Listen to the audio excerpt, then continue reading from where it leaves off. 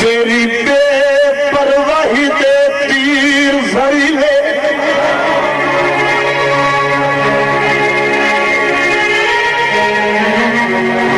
आए मेरे जिगर च घप कर छोड़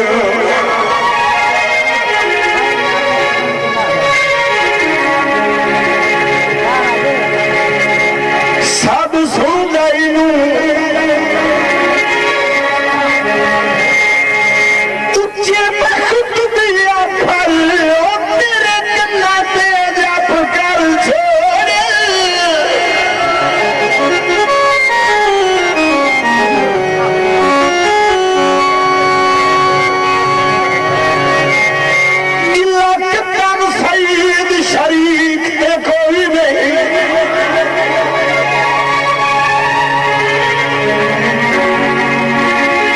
रख में सप कर छोड़